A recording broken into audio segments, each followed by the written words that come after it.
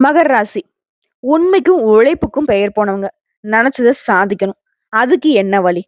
அதுவும் அது நேர்மையான வழியா மட்டும் தான் இருக்கணும். இவங்கள பொறுத்தவரைக்கும் சூதுவாது தெரியாது. அதே மாரி பொய் பித்தலாட்டம் பேசுறவங்கள பார்த்தாலே செம்ம கோவம் வரும். வெளிப்படையா பேசிருவாங்க. "நீ இப்படிதான்" அப்படிங்கிற மாதிரி. இதனால நெறைய பேருக்கு வந்துட்டு இவங்கள புடிக்காது.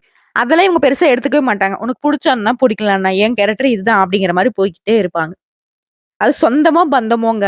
கூட பொறந்தவங்களோ, இல்ல பெத்தவங்களோ, கட்டிக்கிட்டவங்களோ யாராக இருந்தாலும் சரி, மனசுல பட்டத பேசுறதுனால அவங்க என்ன நெனைக்கிறாங்க அப்டின்னா, இதெல்லாம் அடுத்தவங்களுடைய உணர்ச்சிக்கு மதிப்பே குடுக்காதுன்லாம் நெனைப்பாங்க. ஆனா அவங்க மதிப்பு குடுக்கறதுனால தான் மனசுல பட்டத பேசிர்றாங்கிறது யாருக்கும் தெரியாது. அதே மாரி தெளிவான சிந்தனைக்கு சொந்தக்காரங்க. ஒரு முடிவ தெளிவா திட்டம் தீட்டிட்டு தான் அப்புறமா அத செயல்படவே ஆரம்பிப்பாங்க.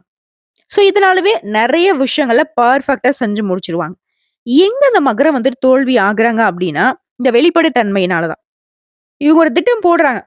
நாங்க இன்னைக்கு இங்க போயிட்டு, இங்க வந்துட்டு இத வாங்கிட்டு வர போறேன். இத தான் பண்ண போறேன்னு சொல்லிட்டாங்கன்னா வையுங்களேன். சரி இத கூட விட்டுடுங்க. இப்ப சொந்தமா தொழில் செய்றீங்க. ஒரு தொழிலோட சூட்சுமத்த வெளிப்படையா பேசிட்டா, அந்த தொழில் சிறக்குமா? இப்போ நான் ஒரு பொருள வாங்கிட்டு சேல் பண்ண போறேன். இதுதான் எனக்கு ஒரு தொழிலாவே இருக்கு. நான் ஒரு இடத்துல ஹோல்சேலா வாங்கிட்டு அதுல ரூ. 1 ரூ. 2 சேர்த்து தானே உங்களுக்கு நான் விக்க போறேன். ஆனா, நான் விக்கக்கூடிய என்னோட கஸ்டமர் கிட்டயே, நான் இங்கிருந்து தான் வாங்குறேன் அப்டின்னா, அந்த ஆட்கள் என்கிட்ட வாங்குவாங்களா? இல்ல டைரக்ட்டா அந்த பையர் கிட்ட போய் வாங்குவாங்களா? இப்ப புரியுதுங்களா? மகர ராசிக்காரர்கள் என்ன தப்பு பண்ணிட்டு இருக்கீங்கன்னு? வெளிப்படையா இருக்கலாங்க. ஆனா, இந்த அளவுக்கு இருக்கக்கூடாது. நம்ம வீட்டு விஷயத்த வெளிப்படையா சொன்னா என்ன நடக்கும்? மத்தவங்கலாம் நம்ம வீட்ல உட்கார்ந்து கும்மி அடிச்சுருவாங்க. அதுதான் இப்ப நீங்க பண்ணிட்டு இருக்கீங்க. உங்களுடைய செயல்பாட மத்தவங்களுக்கு அதிகப்படியா தெரியப்படுத்திட்டு இருக்கீங்க. அது வேண்டாம். ஒரு மாற்றத்த கொண்டு வந்துருங்க. மத்தபடி தலைப்பு பார்த்திருப்பீங்க. இந்த தை மாதத்துல தெய்வ சக்தியால அதிசயம் ஒண்ணு மகர ராசிகளுடைய வாழ்க்கையில நடக்க போகுது. குறிப்பா சொந்த பந்தங்கள்லாம் உங்கள பத்தி புரளி பேச போறாங்க. "என்னங்க சொல்றீங்க? என்னங்க பேச போறாங்க?" அப்படின்னு உணர்ச்சி வசப்படாதீங்க. அவங்க பேசுறது என்னன்னா, உங்ககிட்ட ரூ. 10 இல்லனாலயும் கோடி ரூபாய் வச்சிருக்கான்னு பேசுவாங்க இல்லையா? அந்த மாதிரி இல்லாத ஒரு விஷயத்த உங்கள உயர்வா பேசியிருப்பாங்க இல்லையா? அதாவது இல்ல, இல்லன்னு சொல்ல முடியாத அளவுக்கு உங்ககிட்ட இருக்கு, இருக்குன்னு சொன்ன விஷயம், இப்போ உங்ககிட்ட நிச்சயமா இருக்க போகுது. அவன் ரூ. 1,00,00,000 சொன்னா, உங்ககிட்ட ஒரு ரூ. 2,00,00,000 இருக்கிறதுக்கு கூட வாய்ப்புகள் இருக்கு. அந்த அளவுக்கு அதிர்ஷ்டமான மாதமா தை மாதம் வந்திருக்கு. அது என்ன, ஏது எப்படிங்கிறத இப்ப தெளிவா பார்க்கலாங்க. விஷயங்க. மகர ராசிக்காரங்க தை மாதத்துல எல்லா விதமான காரியங்கள்லயும் வெற்றி உண்டாகும். பணவரவு மகிழ்ச்சியை கொடுக்கும். சிலருக்கு புதுசா வண்டி, வாகனம் வாங்கக்கூடிய யோகம் இருக்கு. சிலர் எதிர்பாராத அதிர்ஷ்ட வாய்ப்புகள் ஏற்படக்கூடும். தெய்வ பக்தியும், ஆன்மீகத்துல நாட்டமும் அதிகமா இருக்கு. குறிப்பா வெளி மாநிலங்கள்ல உள்ள புண்ணிய தலங்களுக்கு குடும்பத்தோட போயிட்டு வரதுக்கு வாய்ப்புகள் இருக்கு. பெண்கள் மூலம் பொருள் சேர்க்கை உண்டாகும். உறவுக்காரர்களால அடிக்கடி பிரச்சனைகள் ஏற்படுறதுக்கு வாய்ப்பு இருக்கிறதுனால, கூடுமான வரைக்கும் அளவா பேசுங்க. பழக்கவழக்கத்துல ரொம்ப தெளிவா இருந்துக்கோங்க. நான் முன்னாடி சொன்னேன் இல்லையா? அந்த வெளிப்படைத்தன்மை அப்படிங்கிறது உறவுக்காரங்க தான் உங்கள அழகா பயன்படுத்திடுறாங்க. அளவா இருந்துக்கோங்க எல்லா விஷயத்திலயும். அதே மாரி குடும்ப வாழ்க்கை பொறுத்து கணவன் மனைவிக்கிடையே இருந்து வந்த கருத்து வேறுபாடு மறைந்து அந்யோன்யம் அதிகமாக போகுது. தாய் வழி உறவுக்காரனுடைய வருகையினால உங்களுக்கு இருந்த சங்கடங்கள், பாதிப்புகள் எல்லாமே மறையுதுங்க. குறிப்பா மாதத்துடைய பிற்பகுதியில உடைய உடன்பிறப்புகளால நீங்க எதிர்பார்க்கக்கூடிய உதவிகள் கிடைக்கும். நண்பர்களால வாழ்க்கையில் நல்ல திருப்பங்கள் ஏற்படும். மேலும் அக்கம் பக்கம் இருக்கிறவங்களாலயும் உங்களுக்கு மறைமுகமா தொல்லைகள் ஏற்படுறதுக்கு வாய்ப்பு இருக்கு. அதனால எல்லார்கிட்டயுமே எச்சரிக்கையா இருந்துக்கோங்க. இதே சொந்தமா தொழில் செய்யக்கூடிய மகர ராசிக்காரர்களுக்கு தொழில் வியாபாரத்துல நீங்க எதிர்பார்த்தத விட லாபம் அப்படிங்கிறது ஒரு படி அதிகமாவே கிடைக்கும். ஆனா முன்ன பின்ன தெரியாதவங்க கிட்ட யார்கிட்டயும் வியாபார பேச்சுவார்த்தை இருக்கக்கூடாது. ஒப்பந்தம் பண்றது இந்த மாரி எந்த ஒரு விஷயத்தையும் நீங்க செய்யக்கூடாது. மத்தபடி பணியாட்கள் உங்களுக்கு ஒத்துழைப்பா இருப்பாங்க. லாபம், தொழில்ல நல்ல வளர்ச்சி இருக்கும். இதுவே உத்தியோக பணிகள்ல இருக்கக்கூடிய மகர ராசி. ஆண்களோ, பெண்களோ, தனியார் துறையோ, அரசாங்க துறையோ. அலுவலகத்துல பதவி உயர்வு, ஊதிய உயர்வு இந்த மாதிரி சலுகைகள் கிடைக்கும். பணிச்சுமை கொஞ்சம் அதிகமாவே இருக்கும். சக ஊழியர்கள் உங்களுடைய பணிகளுக்கு உதவிகரமா இருப்பாங்க. மேல் அதிகாரிகிட்ட பாராட்டுகளும் உண்டு. அவருடைய அன்பும், ஆதரவும் அதிகமா இருக்கனால, பணியிடச் சூழல் அப்படிங்கிறது உங்களுக்கு உற்சாகத்தை கொடுக்கும். மேலும் சொல்லணும்னா, மகர ராசிக்காரர்களுக்கு தை மாதம் அப்படிங்கிறது ராஜ யோகத்தை கொடுத்திருக்கு. நிறைய நல்ல பலன்கள அனுபவிக்க போறீங்க. அதாவது உங்களுக்கு 8ஆம் பாவ அதிபதி, அதாவது அஷ்டமாதிபதியாக இருக்கக்கூடிய காலபூஷனுக்கு 5ஆம் பாவ அதிபதியாக இருக்கக்கூடிய சூரிய பகவான் உங்க ராசிக்கு அமர்வதனால, சூரியன் உங்க பக்கத்துல வருகிறப்போ, கண்டிப்பா உங்களுடைய பிரச்சனைகளுக்கு தீர்வு கிடைக்குது. ஆத்ம விருத்தி உண்டாகுது. ஆன்ம விருத்தி உங்களுக்கு கிடைக்குது. தை மாத்த பொறுத்தவரைக்கும் சூரியனுடைய அமைப்பு அப்படிங்கிறது உங்களுக்கு ஒரு உத்வேகத்த, தைரியத்த, வீரியத்த, போராடி வெற்றி பெறக்கூடிய தன்மையை மேம்படுத்தி குடுக்குறாரு. கடினமான உழைப்பாற்றலை வெளிப்படுத்துவீங்க. உங்களுடைய உழைப்புக்கான விருதுகள், பாராட்டுகள் கிடைக்கும். நீங்க எடுத்த காரியங்கள் எல்லாத்துலயுமே முன்னேற்றம் இருக்கும். தடைகள், தாமதங்கள் எல்லாமே விலகி, எதிரிகள் இல்லாம போவாங்க. கோர்ட்டு கேஸ் வழக்குகள் கூட உங்களுக்கு முன்னேற்றத்தை கொடுக்கும். உங்களுக்கு சாதகமான தீர்ப்பு கொடுக்கும். குறிப்பா மகரத்த குரு பார்க்கிறதுனால துன்பங்கள் அனைத்துமே தீருது. மனசுக்கு தெளிவு கிடைக்கும். இதே படிக்கூடிய மாணவர்களுக்கும் சரி, உயர்கல்விக்காக வெளிநாட்டுக்கு போகணும்னு நினைக்கிறவங்களுக்கும் சரி, நல்ல செய்திகள் வந்து சேரும். நல்ல முன்னேற்றம் இருக்கும். தடைகள்ல இருந்து இப்ப விடுபட போறீங்க. வெளிநாட்டுக்கு வேலைக்கு போகணும்னு நினைக்கிறீங்களா? இப்படி எண்ணங்கள் எல்லாமே ஈடேறி வரும். உங்க ராசிக்கு 9ஆம் பாவ அதிபதியும் ராசிக்குள்ளேயே இருக்கிறதுனால 10க்குரியவர் உச்சம் பெற்று இருக்கிறதுனால தர்ம, கர்ம, ராஜயோகம் ஏற்பட்டிருக்கு. வருமானம் பல வகைகள்ல உங்களுக்கு வரும். பல வழிகள்ல வரும். தொட்ட காரியங்கள் அனைத்தும் தொடங்கும். நெனச்ச காரியங்கள் அனைத்துமே நிறைவேறும். உங்களுக்கு தேவையான உதவிகள் தேடிக்கிட்டு வரும். சொந்த தொழில் செய்றவங்களுக்கு அபரிவிதமான வளர்ச்சி இருக்கும். டெக்டைல்ஸ், தங்க வியாபாரம், நகை தொழிலு, அலங்கார தொழிலு இந்த மாதிரியான தொழில்கள்ல நல்ல முன்னேற்றம் இருக்கும். நல்ல வருமானம் இருக்கும். ஒரு கடை வச்சீங்களா, பல கடைகள் தொறக்கறதுக்கான வாய்ப்பு இருக்கு. அது ஒரு கிளை பல கிளைகளா மாறும். அதிக அளவில நல்ல வளர்ச்சிய பெற போறீங்க. மேலும் 9ஆம் இடத்துல கேது வீற்றிருக்கிறதுனால, கேதுவை குரு பார்த்துக் கொண்டிருக்கிறதுனால, உங்களுக்கு எல்லாமே உதவியா இருக்கும். 3ஆம் இடத்துல ராகு இருக்கிறனால, யாருன்னு தெரியாதவங்க கூட உங்கள தேடி வந்து உதவி செய்வாங்க. உங்களுக்கு தேவையான உதவிகள்லாம் நீங்க வாய் தொறந்து கேட்கறதுக்கு முன்னாடியே என்ன கேட்கிறீங்களோ அது உங்க கையில இருக்கும். ஒரு பக்கம் 7:30 சனி நடந்துகிட்டு இருக்கே அப்படின்னாலயும், உங்களுடைய ராசிநாதன் 2ஆம் வீட்ல வீற்றிருக்கிறதுனால, உங்களுக்கு பெரிய துன்பம் எதுவுமே வராது. குழந்தைகளாலயும் நல்ல வளர்ச்சி இருக்கும். ஏன்னா உங்கள பொறுத்தவரைக்கும் சின்ன சின்னதா இந்த வயித்து கோளாறு, சளி தொல்லை இந்த மாதிரியான இந்த ஜீரண கோளாறு இந்த மாரி சின்ன சின்ன பிரச்சனைகள் வரதுக்கு மட்டும் வாய்ப்பு இருக்கு. அதனால உடல் ஆரோக்கியத்த கொஞ்சம் பார்த்துக்கோங்க. அடுத்த 5ஆம் பாவ அதிபதி உச்சம் பெற்று ராகுவோடு சம்மந்தப்பட்டு இருக்கிறதுனால வீட்ல திருமண வாய்ப்புகள் உருவாகும். என்ன பண்ணாலும் சரிங்க. திருமணம் கைகூடவே இல்ல. ஆண்களோ, பெண்களோ இல்ல உங்க குழந்தைகளுக்கோ திருமண வரன் வந்து கூடவே இல்ல நினைக்கிறவங்களுக்கு, இப்போ இந்த தை மாதத்துல நல்ல வரன் அமையும்.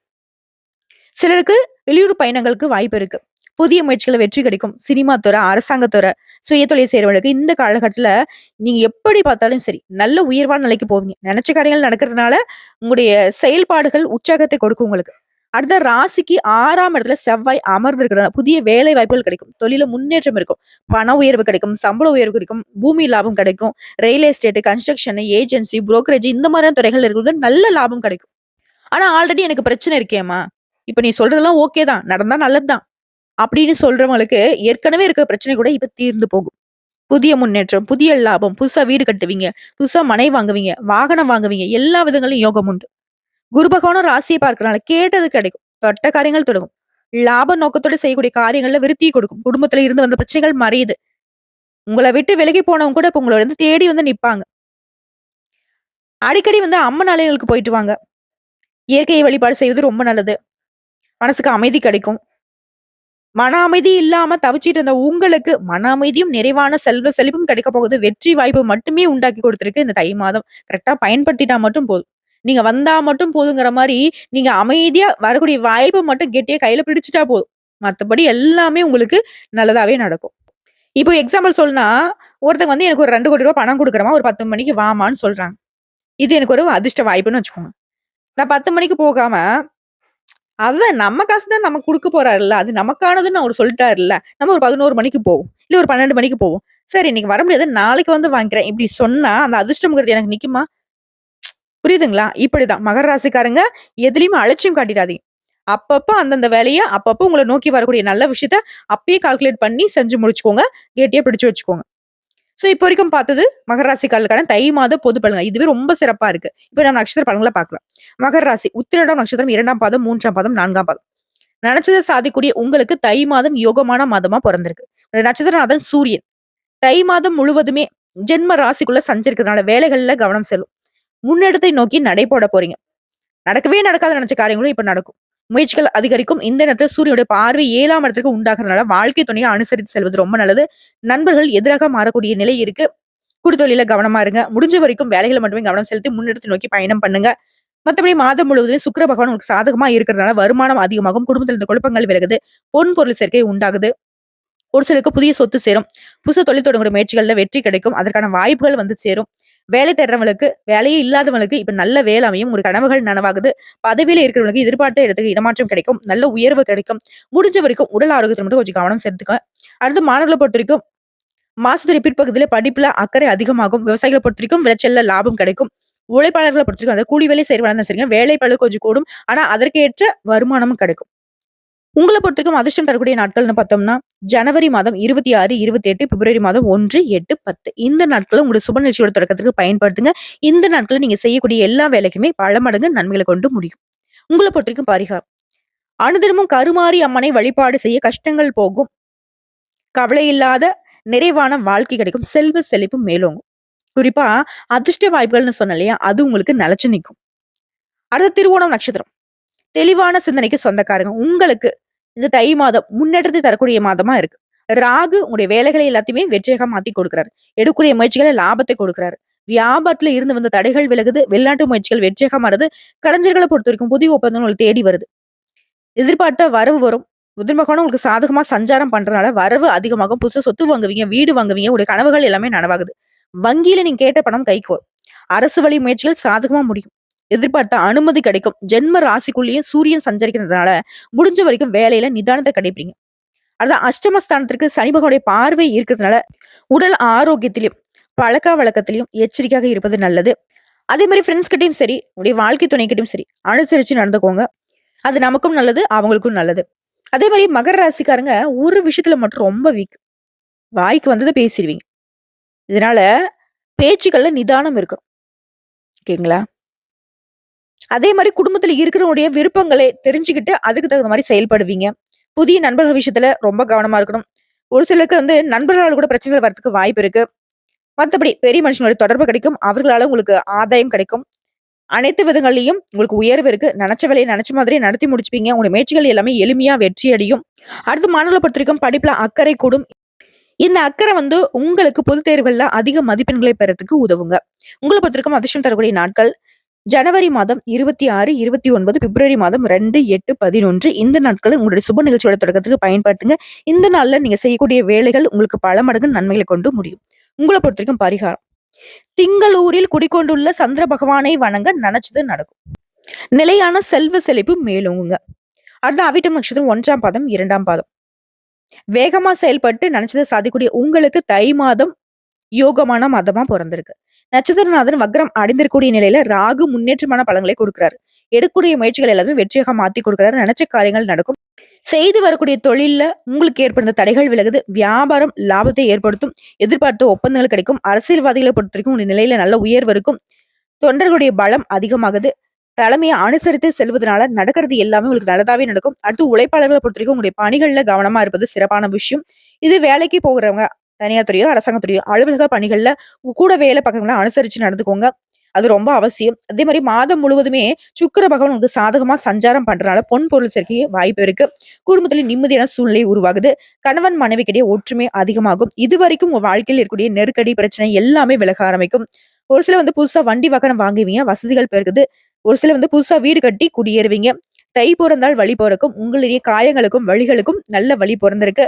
உடைய வார்த்தைக்கேற்ப இந்த தை மாதம் உங்களுக்கு அத்தனை விதமான நன்மைகளையும் அள்ளி கொடுத்திருக்கு. சிம்பிளா சொன்னா உங்க வாழ்க்கைக்கு உரிய வழிகள் தெரியும். பாகிஸ்தான்ல ஞான மோட்சகாரகன் சஞ்சாரம் பண்றனால பெரிய மனிதருடைய தொடர்பு கிடைக்கும்.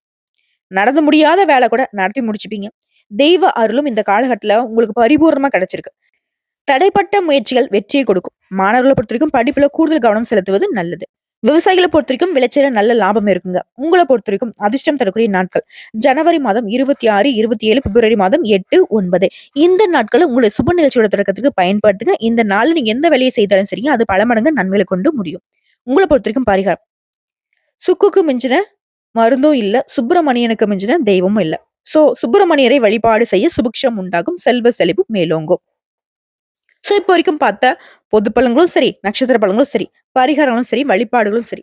மகர ராசிக்கு தை மாதம் அப்படிங்கிறது ரொம்ப சிறப்பான மாதமா இருக்கு. யோகமான மாதம், அதிர்ஷ்டமான மாதம்னு என்ன வேணா சொல்லலாம். பொன்னோடையும், பொருளோடையும் வாழ போறீங்க. மனசுக்கு நிறைவான வாழ்க்கை கிடைச்சிருக்கு.